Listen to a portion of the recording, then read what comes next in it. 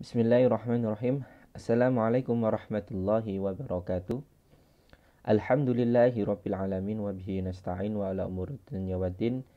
Wassalatu wassalamu ala asyrafil anbiya'i wal mursalin sayyidina wa maulana Muhammadin wa ala alihi wa ashabihi wa tabi'in wa man tabi'ahum bi ihsanin ila yaumiddin. Amma ba'd, anak-anak sekalian yang dirahmati oleh Allah Subhanahu wa taala. Alhamdulillah pada kesempatan kali ini kita dapat berjumpa kembali dalam pembelajaran usul fikih, di mana kemarin kita sudah membahas mengenai kaidah yang kedua, kaidah kubro atau kaidah induk yang kedua, al-yakin la yuzalu bil syak.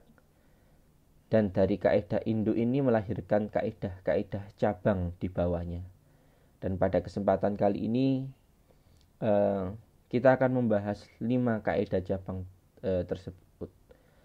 Di mana pada pertemuan kemarin kita sudah membahas mengenai al-aslu baqo makana ala makana. Jadi sesuatu itu akan tetap hukumnya apabila keadaannya masih sama sebagaimana sebelumnya. Jadi contohnya kalau orang berwudu, keadaannya akan selalu berwudu. Kalau keadaannya itu masih tetap, jadi hukum dari orang yang berwudu dia akan selalu berwudu kalau keadaannya itu tetap, yaitu dalam artian belum ada sesuatu yang bisa membatalkan wudunya, baik itu keluarnya sesuatu dari lubang depan maupun lubang belakang, ataupun menyentuh perempuan, kemudian hal-hal lainnya yang membatalkan wudu. Kalau misalkan belum ada sesuatu yang menjadikan wudunya itu batal, maka keadaan wudunya yang asal itu masih tetap hukumnya. Kemudian al-aslu bara'atu dhimah. Lah kalau al-aslu bara'atu dhimah ini kan artinya segala sesuatu itu terbebas dari tanggungan, beban atau tuntutan.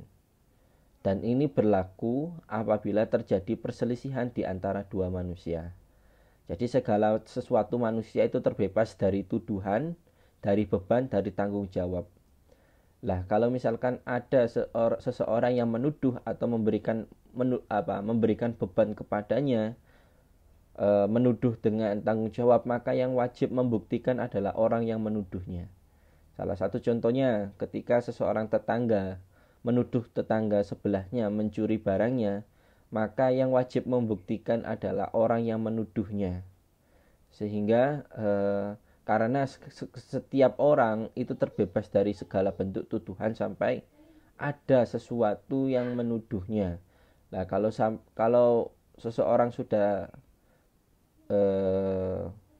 yang asal muasalnya itu terbebas dari tuduhan, tiba-tiba dituduh, maka yang wajib memberikan bukti adalah orang yang menuduhnya. Itu kaidah yang kedua. Kemudian ada yang kaidah ketiga, al-aslu fil asya wal a'yan al-ibaha indalla lil hazri dalilun fayu'mal bihi. Jadi yang namanya segala sesuatu, baik itu benda ataupun perbuatan yang bersifat muamalah, itu adalah asal muasalnya adalah al-ibaha, diperbolehkan. Sampai ada yang namanya dalil mengharamkannya, itu baru tidak boleh dikerjakan. Jadi segala bentuk muamalah kita dengan sesama kita itu apa saja boleh dilakukan kecuali ada dalil yang mengharamkannya. Contohnya memakan buah mangga. Memakan buah mangga ini kan berarti sesuatu yang bersifat benda. Apakah boleh dikonsumsi? Ya boleh saja. Tetapi kita lihat apakah ada dalil yang mengharamkannya di Al-Quran? Kalau tidak ada, berarti hal tersebut boleh untuk kita lakukan. Ada yang namanya daging babi. Apakah boleh untuk dimakan? Ya, segala sesuatu itu boleh dimakan. Tetapi kita lihat dulu. Asal muasalnya kan boleh dimakan. Tetapi kita lihat dulu apakah ada dalil yang mengharamkannya. Oh ada.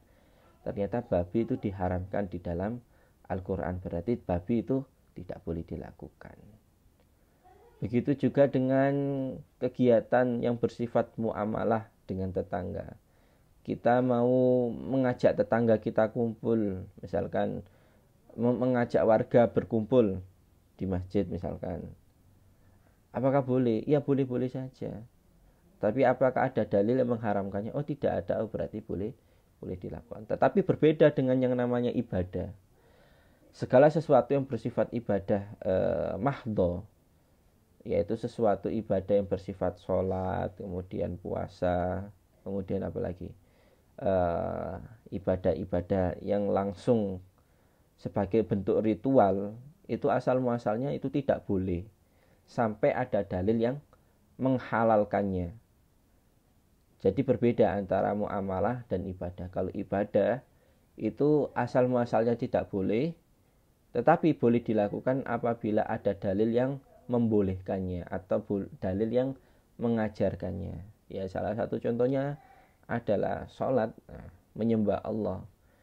Asal muasalnya sholat ya tidak boleh, tetapi karena ada dalil yang menghalalkannya atau mengajarkannya, maka itu diperbolehkan. Membaca Al-Quran, apakah boleh? Ya kalau yang bersifat ibadah asal muasalnya tidak boleh.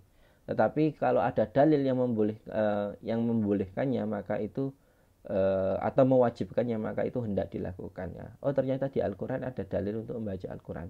Maka itu diperbolehkan. Itu harus kita bedakan antara sesuatu yang bersifat benda atau yang bersifat muamalah, itu adalah segala sesuatu asal muasal hukumnya boleh dilakukan semuanya. Sampai kapan batasannya? Sampai ada dalil yang mengharamkan sesuatu tersebut. Tetapi kalau dalam ibadah, al aslu fil ibadah haram. Segala sesuatu dalam ibadah asal muasalnya itu tidak diperbolehkan sampai ada dalil ataupun perintah untuk mengerjakannya. Kemudian yang keempat, ini adalah dalil kaidah pengecualian. Tadi kita sudah berbicara, segala sesuatu yang bersifat muamalah, bersifat benda itu boleh dilakukan, boleh dikerjakan sampai ada dalil yang mengharamkannya. Tetapi kalau yang kaidah yang keempat ini pengecualian dari sesuatu yang bersifat muamalah. Apa itu? Al aslu fil abdo at-tahrim. Al abdo di sini adalah al ibdo di sini adalah hubungan antara laki-laki dan perempuan, atau yang disebut dengan hubungan suami istri atau persetubuhan antara laki-laki dan perempuan, itu asal muasalnya adalah diharamkan sampai ada sesuatu yang membolehkannya. Kapan membolehkannya? Yaitu ketika terjadi pernikahan. Sehingga yang namanya segala sesuatu bentuk kita bersosial kepada seseorang itu diperbolehkan, kita ngapain saja diperbolehkan, kecuali yang bersifat hubungan seksual atau persetubuhan, itu asal muasalnya adalah diharamkan. Lah kalau sesuatu yang sebelumnya diharamkan, berarti ya sejak awal ya kita tidak boleh melakukan itu. Sampai kapan ya? Sampai ada sesuatu yang bisa menghalalkannya. Kapan hubungan seksual antara laki-laki dan perempuan itu dihalalkan? Yaitu sampai terjadi pernikahan yang sah. Oke, bisa dipahami ya? Itu kaidah keempat. Kemudian kaidah kelima, yakni al aslu fis sifat wal umur al arido al adam. Segala sesuatu